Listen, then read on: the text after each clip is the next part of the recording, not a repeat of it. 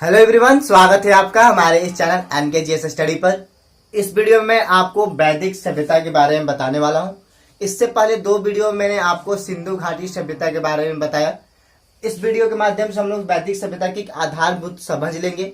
वैदिक सभ्यता क्या थी, किस प्रकार से उसका विकास होता है, इन सभी चीजों के बारे में हम इस वीडियो में डिस्कस करने वाले हैं। इसके बाद 2-3 वीडियो और आएंगे जिसमें हम लोग वैदिक सभ्यता के और अन्य तथ्यों के बारे में पढ़ेंगे और जहां से सबसे ज्यादा क्वेश्चन पूछे जाते हैं एग्जाम में वो देखेंगे। उसको मैं एक वीडियो में आपको कंप्लीट बताऊंगा।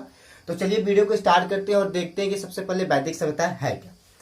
तो दोस्तों, मैंने जैसे पहले आपको बताया था कि सिंधु घाटी सभ्यता का पतन के बाद यानी 1750 ईस्वी के बाद भारत में कोई भी सभ्यता 200 सालों तक नहीं आती है ना।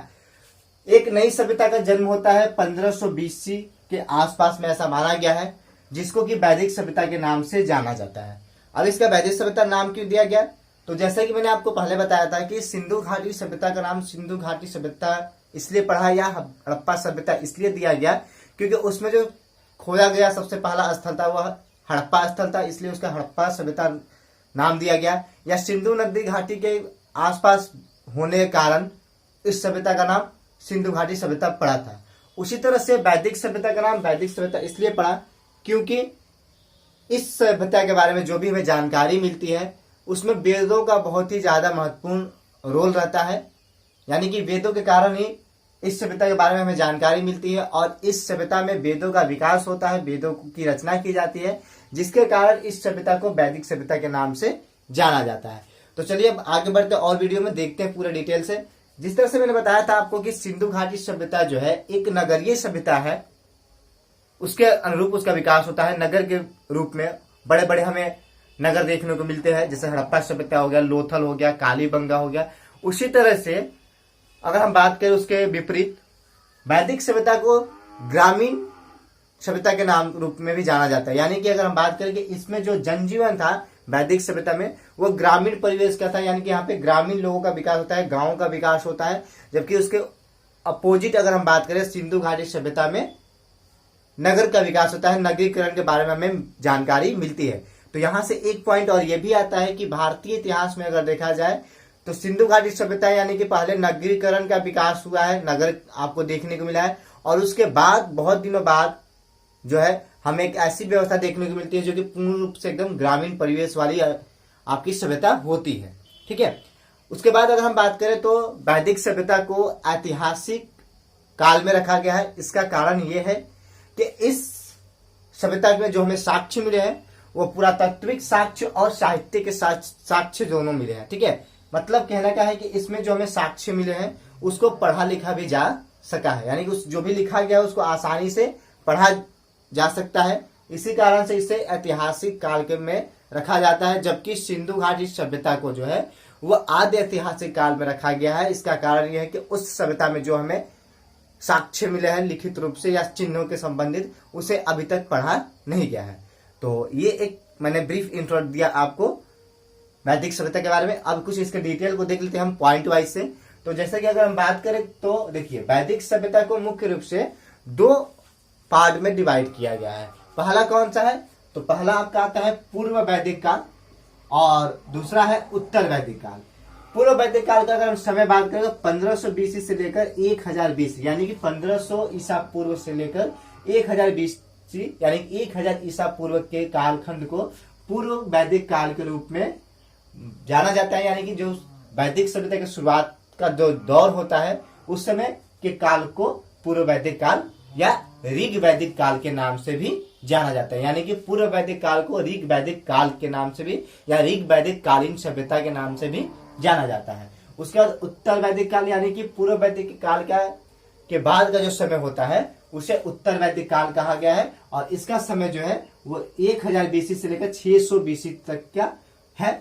और देखिए अगर बात करें वैदिक सभ्यता के विकास के बारे में तो इतने सालों में जो विकास होता है उसका कहीं ना कहीं प्रभाव जो है अभी भी हमारे भारतीय समाज में देखने को मिलता है। यानी कि अगर हम कहें ये बात कि वैदिक सभ्यता वो सभ्यता है जिसका प्रभाव जो है अभी हमारे आधुनिक भारत में भी काफी हद तक देखने को मिलता है, तो ये बात किसी भी रूप से गलत नहीं कही जा सकती है। ठीक है, क्योंकि उस समय की जो सभ्यता है उसी सभ्यता के अनुसार जो उस समय के रीति रिवाज है काफी दिनों तक भारत के परिवेश में रहते हैं। भारत में इनका मतलब कह सकते हैं कि एक पीढ़ी से दूसरे पीढ़ी में रूपांतरित किया जाता है, और उसी का रूप है एक वर्ण व्यवस्था जो अभी भी हमें देखने को मिलता है। तो चलिए अब हम आगे बढ़ते हैं। अगर हम बात करें कि वैदिक सभ्यता का निर्माण किसके द्वारा किया गया, तो ऐसा माना जाता है कि वैदिक सभ्यता का जो निर्माण है वो आर्यों के द्वारा किया गया। आर्य कौन थे? तो आर्य ऐसे लोग थे जो भारत में दूसरे देश से आते, यानी कि आर्यों को विदेशी का दर्जा दिया गया है और ये भारत में आकर इस सभ्यता का निर्माण करते हैं। आर्य शब्द संस्कृत से लिया गया है और इसका मतलब होता है श्रेष्ठ, यानी कि आर्य जो है वो अपने आप को उस समय के भारतीय परिवेश में अपने आप को सबसे ज्यादा श्रेष्ठ मानते हैं और इसके कारण ही ये वेदों का निर्माण करते हैं। ठीक है, तो आर्यों के बाद हम बात करते हैं कि ये विदेश से आते हैं। ठीक है, और जैसे मैंने बताया आपको कि नामकरण यानी कि इस सभ्यता का नाम जो है वेदों के कारण ही इस सभ्यता का नाम वैदिक सभ्यता नाम दिया गया। अब यहाँ पे एक बात आप देखिएगा कि आर्यों के आगमन, यानी कि जो आर्य मैंने बताया आपको कि ये जो है विदेश से आते हैं, बाहर से आती है, भारतीय मूल के नहीं होते हैं। तो इसके बारे में अलग अलग मत है कि किस जगह से आर्य जो है भारत में आते हैं और वैदिक सभ्यता का विकास करते हैं। तो कुछ इतिहासकार अपने आप में अपना अपना मत देते हैं, जिसमें से सबसे जो महत्वपूर्ण है और जिनको सबसे ज्यादा मान्यता मिली है वो है मैक्स मुलर का। इनका ऐसा कहना है कि जो आर्य है वो भारत में मध्य एशिया से आते हैं, यानी कि यूरेशिया का जो क्षेत्र है वहां से आते हैं।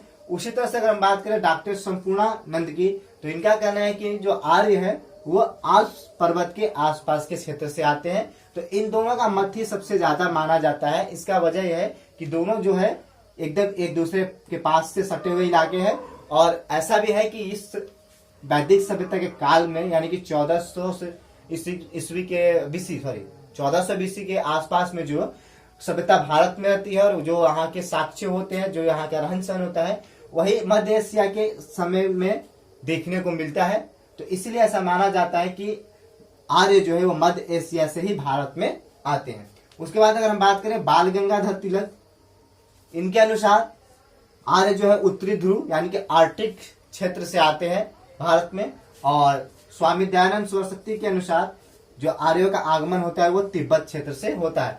तो इस तरह से अलग अलग मत है, लेकिन सबसे ज्यादा जो अगर हम कहें कि मान्यता है तो वो है मैक्स मुलर के सिद्धांत के, मतलब इनके कहन अनुसार जो आर्य हैं वो मध्य एशिया से आते हैं। अब अगर हम बात करें स्रोतों की, तो देखिए वैदिक सभ्यता के स्रोत में पहले से बताया आपको कि पुरातात्विक स्रोत मिले हैं इसमें और साहित्यिक स्रोत भी मिले हैं। पुरातात्विक स्रोत की अगर हम बात करें तो बेजाकोई अभिलेख मिला है।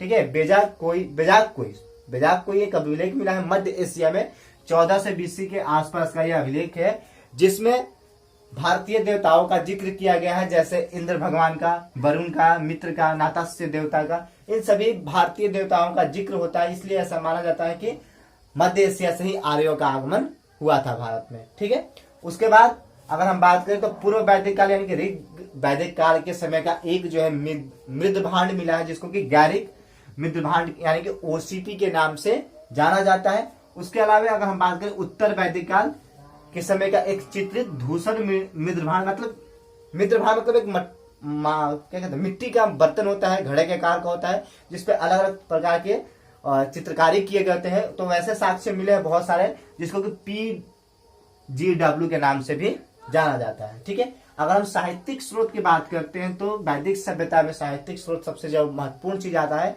वो आता है वेद।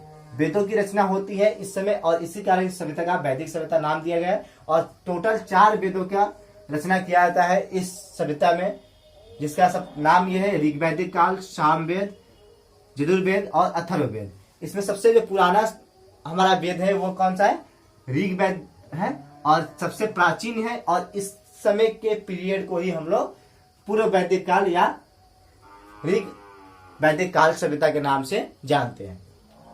उसके बाद सामवेद जो है, इसमें संगीत का वर्णन किया गया है, और इसमें 7 स्वर, जो हम लोग संगीत में 7 स्वर सीखते हैं, उसके बारे में इस वेद में बताया गया है। उसके बाद हम बात करें यजुर्वेद की, तो इसमें यज्ञ की विधियों का मतलब बताया गया है, वर्णन किया गया है, किस प्रकार से जो यज्ञ होते हैं वो इसमें बताया गया है, कि कैसे मंत्रों का उच्चारण करना होता है। ये सभी चीजें जानकारी यज्ञ से संबंधित विधियों का जो वर्णन है वो यजुर्वेद में मिलता है। और इसके साथ साथ यजुर्वेद में जो है एक चीज है कि इसको पद और गद दोनों के रूप में लिखा गया है।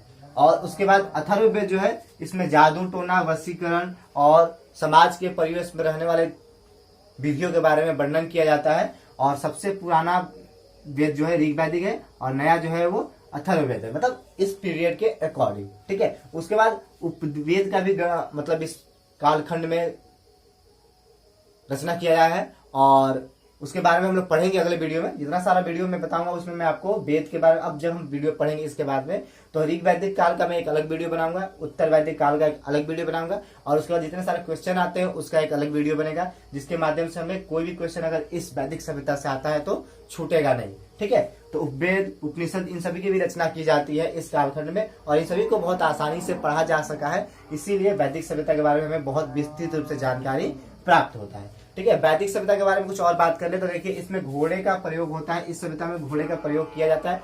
सिंधु घाटी सभ्यता में घोड़े का प्रयोग नाम मात्र का मिलता है, मात्र एक जगह से जो है जो आपको घोड़े के अवशेष मिले हैं, बाकी सिंधु घाटी सभ्यता में घोड़े के प्रयोग का कोई भी ज्यादा साक्ष्य नहीं मिला है, जबकि वैदिक सभ्यता में जो है घोड़े का साक्ष्य बहुत ज्यादा मिलता है। और उसके बाद यहाँ पे गौ यानी कि गाय का जो है वर्णन मिलता है।